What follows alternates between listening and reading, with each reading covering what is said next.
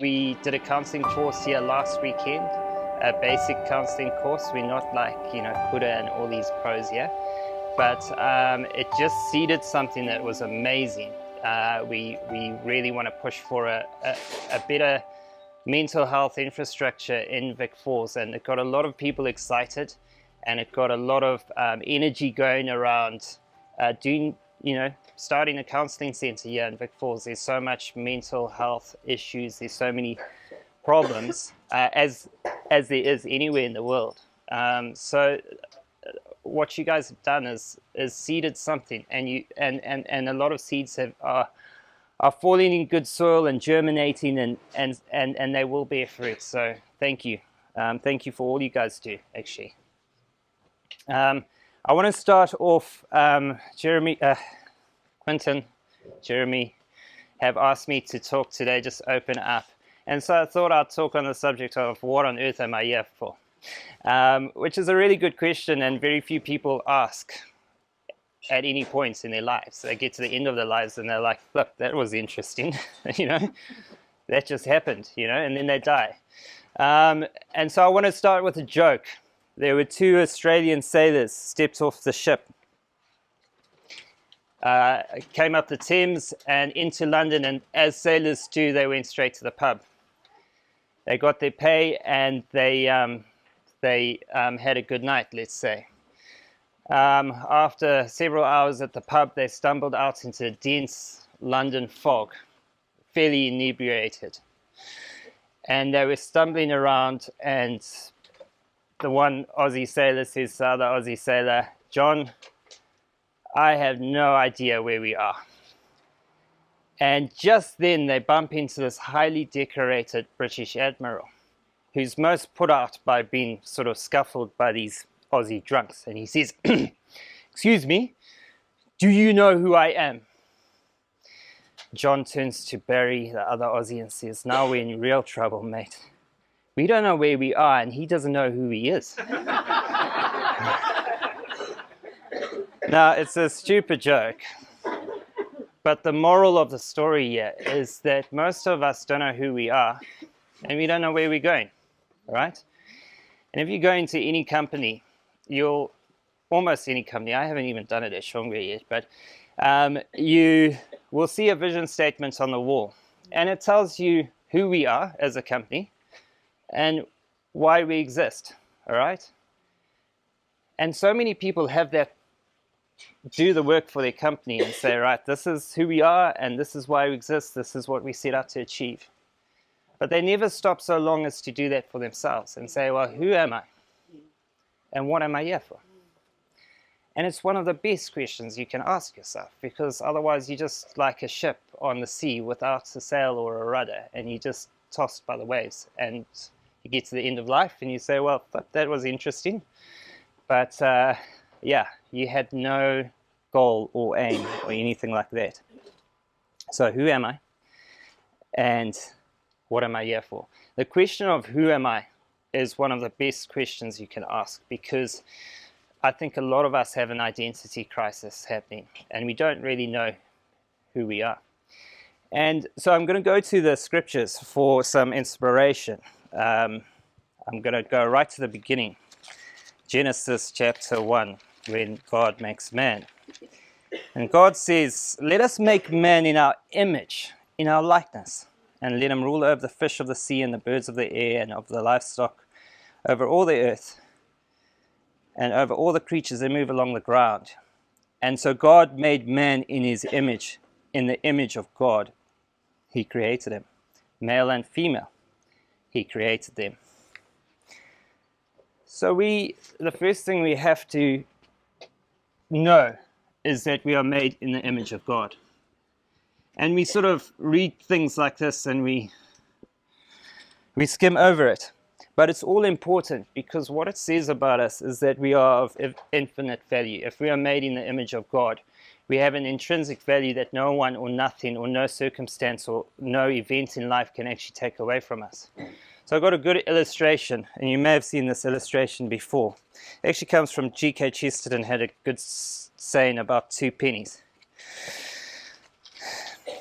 Got $2 here. right? One's a little bit grubby. It's been in someone's shoe or bra or something like that for a bit too long, okay? And it's looking scuffy. And then we've got a nice, beautifully clean one just straight off the printer in the Democratic Republic of Congo. So it looks a bit skewed, so it's probably not from the Reserve Bank. Right, they're both clean, right? Do they have someone's image on them? Yeah. Whose image is on the $1 note? Americans aren't allowed to answer this. Yes. Whose face is on the $1 note? George Washington. Well done. I see Americans, and that is definitely American accent. Okay. Do they buy the same amount? If I go into the shop, they're both of equal value, aren't they? And I think sometimes the first thing we believe, the lie that we believe about ourselves, is that because maybe life's been cruel to us and we've been in someone's shoe, that we're worth less than someone else. And the way God sees you, His image is still on both of them. And when you take it to the bank, they're both worth the same.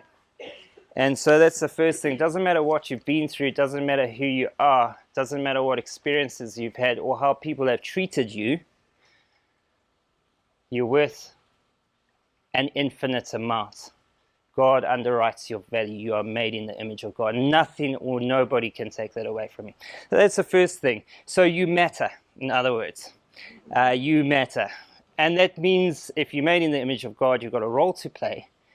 You've got a reason for being here. And you've got a value that no one can take. So that's number one. So we've dealt with that. Who am I? That's who you are. You're loved by your Creator. You are of infinite value and you matter. Number two, the second part is where am I going, or what on earth am I here for? Same question, right? So God puts man in the garden and He tells man, be fruitful and multiply. Okay? Now a lot of people, especially some churches, think that that means you need to breed like crazy, right? Okay, and that's why you get these homeschool families with 18 children, right? Okay, that's not what it means. It means be fruitful in all your life. Everything you do, be fruitful. And what's nice about God is He always gives us an example to follow. So He only tells man after he's done something himself. And it's basically like you've got 6 days of work a week and a day of rest, right? How do you fill these 6 days? How are you going to do that? And God gives the example because He goes to work for 6 days. And so we're just going to read a little bit of that. I'm going to hold this and read. Let me just a second. So I'm just going to go to Genesis 1, and I'm going to show you a few things about the example that God sets for us. And I think it's a great example to follow in business or in life. So what God does says, Genesis 1 verse 1, very first verse of the Bible says, in the beginning God created the heavens and the earth. Now the earth was formless and empty, and darkness was over the surface of the deep, and the Spirit of God was hovering above the waters. In the very first verse, in the beginning God created the heavens and the earth, we see a wonderful trinity. In the beginning, time. God creates the heavens, space. And the earth, matter. Time, space, and matter. Time, space, and matter have to come into effect all at one time. And we're going to get a bit of a physics lesson. You can't have space and matter without time, otherwise when do you put it? You can't have time and space without matter, or else what do you put it? And you can't have matter and space without time. Yeah, you get it, right? Okay. All have to be there all at the same time. I confused myself. But it's an incredible verse because right at the beginning you've got time, space, matter. All have to be there at the same time. Then you've got another trinity of God the Father, the Spirit hovering, and the spoken word. And you've got the trinity, if you like, of solid gas and liquid. So there's a few trinities going on, but there's a trinity of problems in that first verse. Now the earth was formless and empty, and darkness was over the surface of the deep. What was the problem? It was formless, empty, and dark. And so the first thing God ever does is he says, let there be light. And he deals with that. And whenever you're starting to work or you go into the workshop and you need to do something, the first thing you do is switch on the light, right? It makes sense. Yeah? You can see what you're doing. And then the next problem is that it was formless. It lacked order. So he began to separate the waters above from the waters below, the land from the sea. And he created this order. And he set boundaries and he set parameters. All right? And then the final thing he did is he began to fill it with the most beautiful creation. And he just began to make the birds of the air, the fish of the sea, and just all the beauty that we see, he begins to fill it. And I think, before I go there, and then at the end of each day, he looks at his work and he says, what does he say? It is good. Every day he finishes his work and he says, it is good. I'm just going to write that up because that's really important. So, he set an example for us. And I just want to say, in business or whatever you do, you're going to see a lot of chaos. You're going to see emptiness. And you're going to see darkness. And he set the example. Your job is to shine light where there's darkness. Your job is to fill what is empty. And you'll do well in business if you fill. That's finding the niche, isn't it? Simple as that. It's also creating value. That's what God did in 6 days of work. He created tremendous value. He filled things. And creating order where there's chaos. And just in terms of simple business principles, in Jewish culture, light was very symbolic of truth and ethics. And when you do business as a Christian, ethics and transparency and keeping things in the light and doing things by the book and doing things the right way are all important. Now, we live in Zim and we all know how hard that is. Okay? But being honest with your staff, being honest is a way of bringing light where there's darkness. Okay? Bringing order where there's formlessness. Every business that's successful has good systems. It has order. It has structure. It has all these things. And finally, filling the emptiness. Every business that does well is filling a gap, isn't it? And adding value. And why do we do all these things? And this is really important. Why do we do it? We do it to serve.